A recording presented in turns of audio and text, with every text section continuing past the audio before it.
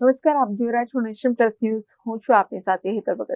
આમ આદમી પાર્ટીના ધારાસભ્ય અને આદિવાસી નેતા ચૈતર વસાવા ફરી એક વખત છોટાઉદેપુર જિલ્લાની મુલાકાતે આવ્યા હતા।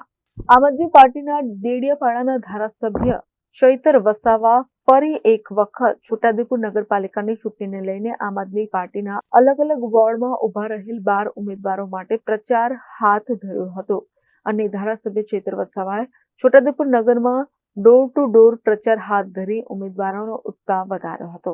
ધારાસભ્યએ મીડિયા સાથે વાતચીતમાં કહ્યું કે ભાજપના લોકોને કહેવા માંગુ છું કે અમે કોંગ્રેસના માણસો નથી, અમે આમ આદમી પાર્ટીના માણસો છે। અમારા કાર્યકરોને અને સાથી લોકોને ચંચુપાટ કરશે તો અમે ઈંટનો જવાબ પથ્થરથી આપીશું।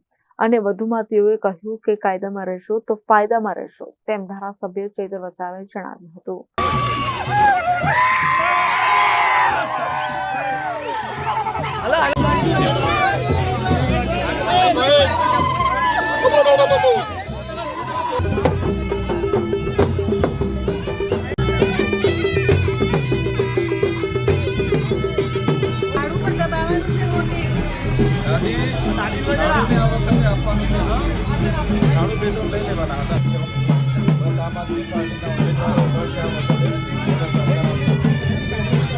એ પ્રકારે રેવન્યુ વેરો હોય, વ્યવસાય વેરો હોય, ઘર વેરો હોય, પાણી વેરો હોય, તમામ પ્રકારના વેરાઓ ભરીને પણ સુવિધાઓ જે પ્રકારે લોકોને મળવી જોઈએ તે થતી નથી।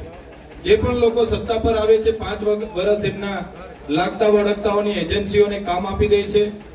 લોકોને શું જરૂરિયાત છે એ પ્રકારના કામો કોઈ આપતું નથી, પણ કયા કામમાંથી કેટલા પૈસા અમને મળશે એ પ્રકારના કામો કરીને આ વિસ્તારમાં આટલા મોટા ભ્રષ્ટાચાર અમે છોટાઉદેપુર નગરપાલિકાના આમ આદમી પાર્ટીના જે અમારા ઉમેદવારો છે એમના સમર્થનમાં ડોર ટુ ડોર અને પદયાત્રાઓ કરી રહ્યા છે।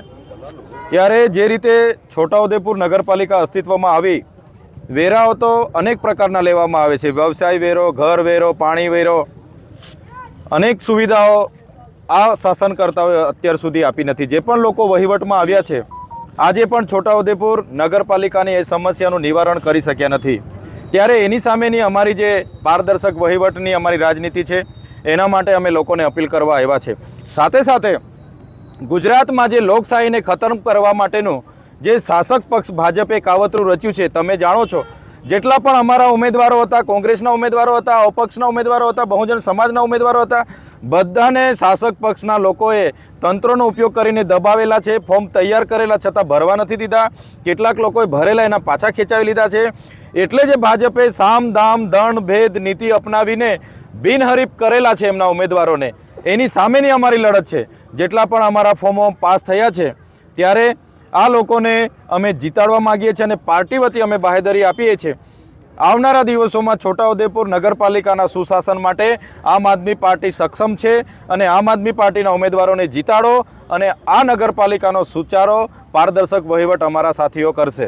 આપ સૌ જાણો છો, દર વખતે ભાજપ, કોંગ્રેસ અને કોક વખતે અપક્ષના બહુજન હોય, બીટીપી હોય, બધા સાથે મળીને સરકાર રચતા હતા અને ક્યાંક ને ક્યાંક વહીવટમાં એ સમર્થનની સરકારો સત્તાના કારણે વહીવટ સારો સુચારો થયો નથી। એટલે આ વખતે આમ આદમી પાર્ટીના ઉમેદવારો પર લોકો વિશ્વાસ રાખી રહ્યા છે, સહકાર આપી રહ્યા છે। અમને પૂરો વિશ્વાસ છે છોટાઉદેપુર નગરપાલિકામાં આમ આદમી પાર્ટીની પેનલો જીતશે અને બોડીમાં આમ આદમી પાર્ટીના આગેવાનો બેસશે। કોંગ્રેસના જે પણ લોકો ભારતીય જનતા પાર્ટીમાં જોડાયા હશે, ભૂતકાળમાં એમના શાસનો હતા અને અહીંયા તો કોંગ્રેસને ભાજપે વારા પરથી શાસનો કર્યા છે। જ્યારે પણ જેનું શાસન હતું એકબીજા સાથે સંકલનમાં રહીને જ ભ્રષ્ટાચારો કર્યા છે। ત્યારે એની આવનારા દિવસોમાં આમ આદમી પાર્ટીની બોડી બનશે તો જે પણ લોકોએ આવા ભ્રષ્ટાચારો કર્યા હશે એના ઝીણવટથી અમે તપાસ કરાવીશું અને એમના પર કાયદેસરની કાર્યવાહી અમે કરાવીશું। ભરૂચ લોકસભા લડતો તો ત્યારે પણ મારા સાથી કાર્યકરો સાથે આ રીતના જ વહીવટી તંત્ર અને એ લોકોની ધમકી ભર્યા વ્યવહારો હતા। આજે પણ પૂરા ગુજરાતમાં આ રીતના જ ધમકાવીને એ લોકો જીતે છે। ત્યારે કરજણમાં જે એમના જિલ્લા પ્રમુખે જે ધમકી આપી કે ભાઈ જો અમને મત નહીં આપશો તો તમારા ઝૂંપડા તોડી નાખીશું, એ પ્રકારે અહીંયા પણ અમારા લોકોને ઘણાને ધમકાવવામાં આવે છે। પણ અમે ભારતીય જનતા પાર્ટીના લોકોને કહેવા માગીએ છીએ આ કોંગ્રેસના લોકો નથી, અમે આમ આદમી પાર્ટીના લોકો છે। એ લોકો જે અમારા કાર્યકરોને, અમારા સાથી આગેવાનોને જો જરા પણ ચંચુપાત કરશે તો અમે ઈંટનો જવાબ પથ્થરથી આપવા માટે પણ ટેવાયેલા છે. સાથે સાથે એ લોકોને કહેવા માગીએ છીએ કાયદામાં રહેશો તો ફાયદામાં રહેશો, અને જરા પણ અમારા કોઈ આગેવાન સાથે છેનચાળા કર્યા છે તો અમે એમને પણ તકલીફમાં મૂકીશું. એટલા માટે કહીએ છીએ કે ભૂતકાળમાં અમારા ઉમેદવારોને આ રીતના એ લોકોએ દબાવ્યા છે, પણ અમે એમનાથી દબાવવાના નથી. એમની જે કરની કથની લોકો જાણી ગયા છે, એટલા માટે અમારા સાથીઓ મજબૂતાઈથી લડે છે અને પરિણામ અમને મળશે. આજે અમે લડી રહ્યા છે. અમારી ભાજપ, કોંગ્રેસ, બહુજન કે બીટીપી કે અપક્ષ કોઈની સાથે અમારે હરીફાઈ નથી. અમારે અહીંયા સુશાસન કરવાનું છે, પારદર્શક વહીવટ કરવાનો છે, અને લોકો અમને સ્વીકારી રહ્યા છે, એટલે અમે ખૂબ સારી રીતે લડી રહ્યા છે અને ચોક્કસપણે આમ આદમી પાર્ટીની અહીંયા બોડી બનશે. Rehan Patel, Nation Plus News, Chhota Udepur.